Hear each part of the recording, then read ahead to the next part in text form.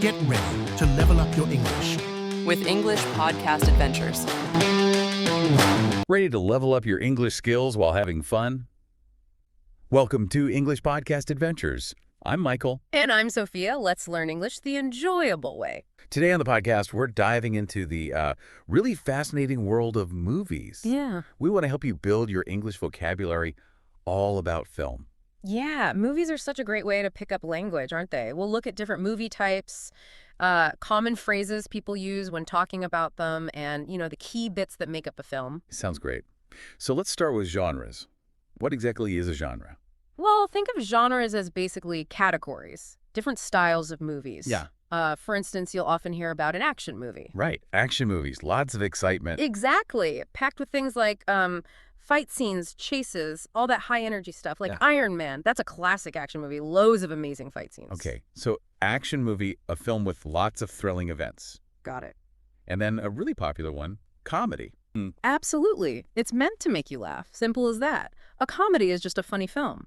Like Mean Girls. That's a comedy about high school. Perfect example. It finds the humor in that setting. So comedy, a funny film. But what about when the comedy is more physical? Oh, you mean like people falling over and stuff? That's slapstick comedy, isn't it? You got it. Slapstick comedy. It's all about that physical humor, tripping, slipping, silly faces. You know the type. Like Mr. Bean.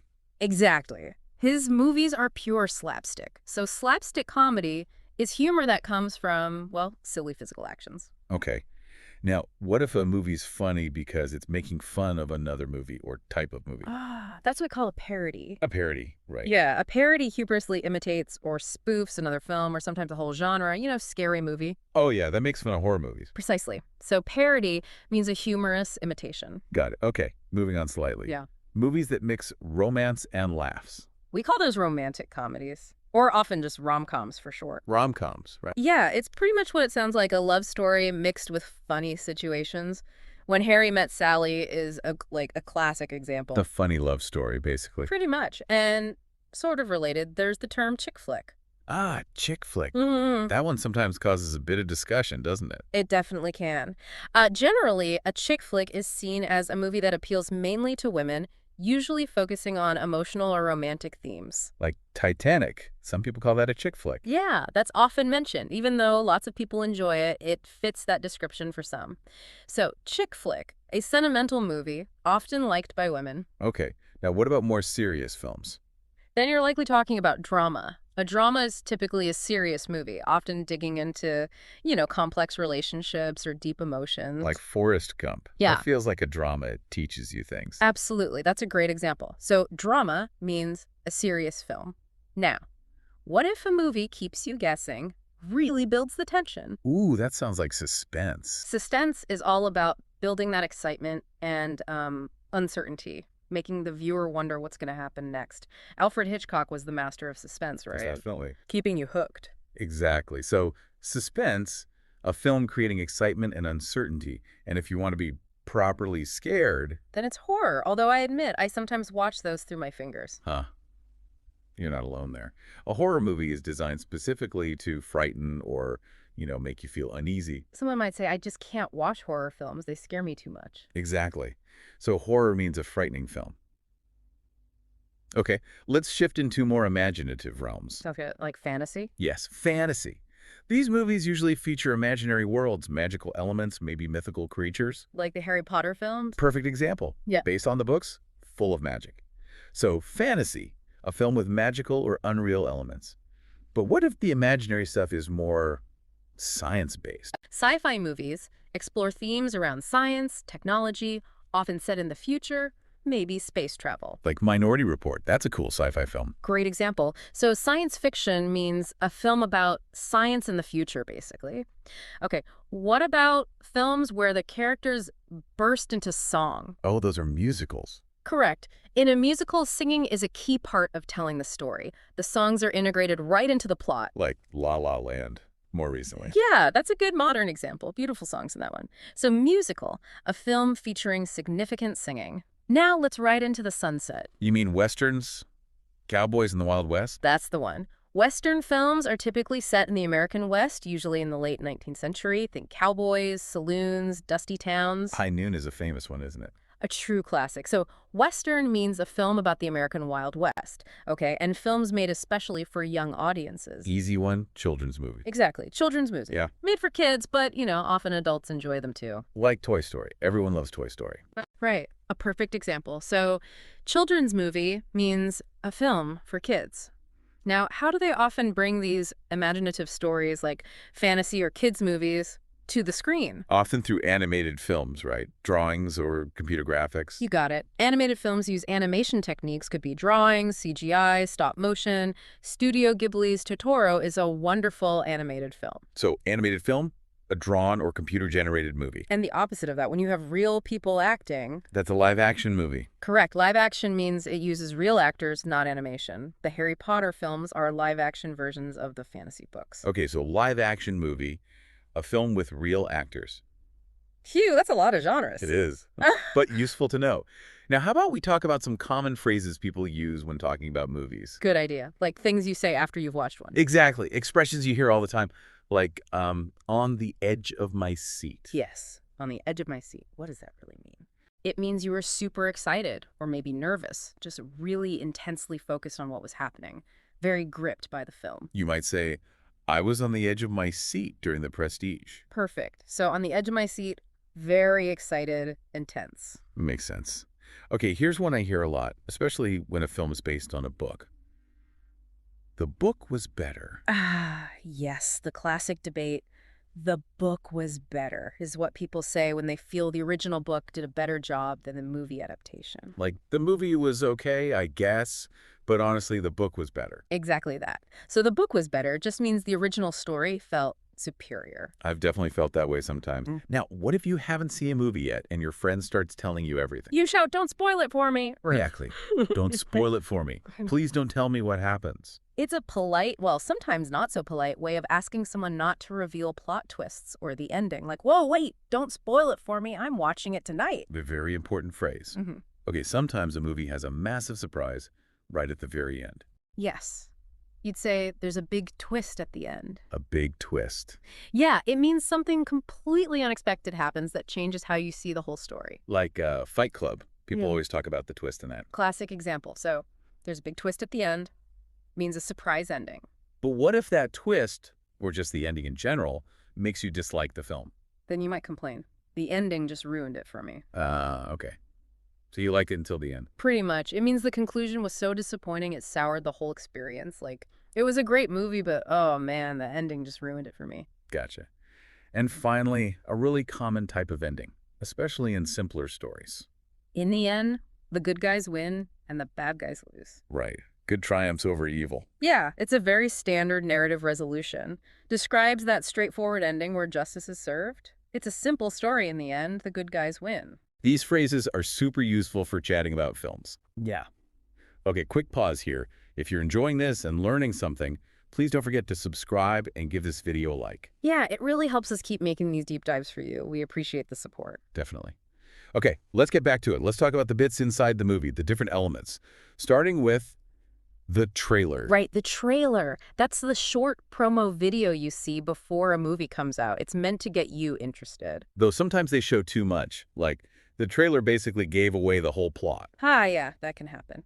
So, trailer, a short promotional video. So release date, the day it comes out. What about the actual story itself? That's the plot. The plot is the sequence of events, the storyline, what happens from beginning to end. You could say, the plot of Titanic is pretty simple. Really a love story on a doomed ship. Good summary. So, plot is the storyline and where the story happens.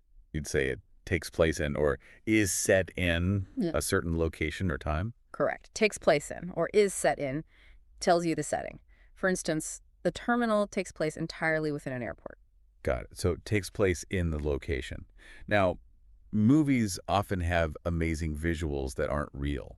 You mean special effects. Yes, special effects. Special effects, or VFX for visual effects, are those illusions created digitally or practically? No. Things that are impossible or too dangerous to film for real. Like in Avatar, that movie's full of incredible special effects. Absolutely. So special effects added visual or sound elements. What about the words the actors speak? That's the dialogue. Right. Dialogue is just the conversation between characters, what they say. You might comment on it like the dialogue in that film felt really sharp, or maybe the dialogue felt a bit unnatural. Exactly. So dialogue, the spoken words, and the music playing underneath the scenes. That's the score. A good score makes such a difference. Doesn't it just? The score is the background music composed specifically for the film, Yeah. usually to enhance the mood or emotion. Like, the score of Titanic is so memorable and haunting. It really is. So score, the film's background music. Okay, great stuff. Now let's switch focus to the people in the movie. The actors and characters. Good idea. Sometimes a movie brings together a lot of famous actors. What do we call that? A star-studded cast. Exactly. A star-studded cast means there are many big-name famous actors in it. Like Ocean's 11, Right. That had George Clooney, Brad Pitt, Julia Roberts. A very star-studded cast. Perfect example. And what if a famous person pops up for just a tiny part, maybe just one scene? Is that a cameo? Or a guest appearance? Yes, both terms work. A cameo role or guest appearance is a very brief appearance by a well-known person, often unexpected. Like Stan Lee used to do in the Marvel movies. Oh, wait, maybe not Stan Lee. But like Tom Cruise made a cameo in Tropic Thunder. Yeah, that's a famous one. So, cameo role, a brief celebrity appearance. Now, the most important character. The main character, the ones the story's really about. Precisely. The main character is the central figure. Like, Luke Skywalker is the main character in the original Star Wars. Got it. And the other actors, the ones with smaller but still important parts. Those are the supporting actor. They support the main story and the main characters. Like Robin Williams in Good Will Hunting. He won an Oscar for that supporting role. Fantastic example. So supporting actor, an important but less central role.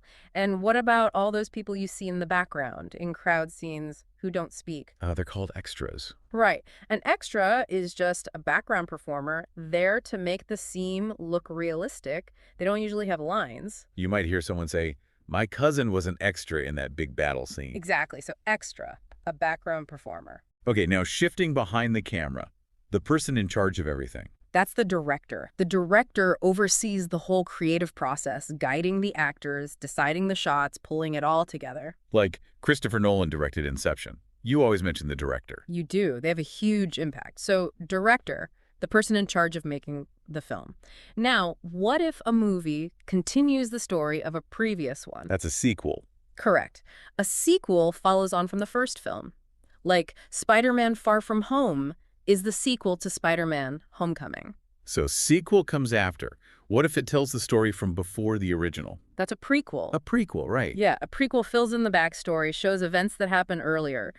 Like, The Lion King 1.5 is technically a prequel, showing Timon and Pumbaa's story before they met Simba. Okay, so prequel comes before. And if you have 3 movies in a series, That's a trilogy. like The Lord of the Rings or The Hunger Games, Exactly. A trilogy is just a series of 3 related films. So, trilogy, 3 movies. One more distinction. The first version versus a newer version. you mean original versus remake. Precisely. The original is the first time a movie was made. A remake is a later version of the same story. So you might say, I prefer the original Japanese version of The Ring, or the live-action remake of Beauty and the Beast was okay. Perfect. So, original, first version, remake, new version. Got it. Nearly there. Yeah. Let's talk about how movies are received. What if a movie is really successful? We say it was a hit, or maybe a huge hit, or a blockbuster hit. Like Black Panther was a massive hit all over the world. Exactly. So, it was a hit means very successful, popular, usually made a lot of money. What about the opposite? If it fails financially, it's a box office bomb, right? Or just a flop. Both work. A box office bomb specifically refers to financial failure at the cinema. Flop is a more general term for failure. So, despite getting good reviews, the movie was a box office bomb. Or simply, that film really flopped. Yep. Box office bomb, financial failure, flop, failure, and one last thing. That excitement before a movie comes out. Oh, the hype. Exactly. There was a lot of hype. It means people were really talking about it, really excited, and anticipating it before the release. Like, there was so much hype around the new Avengers movie. Precisely. So hype is all that pre-release buzz and excitement. Wow, okay.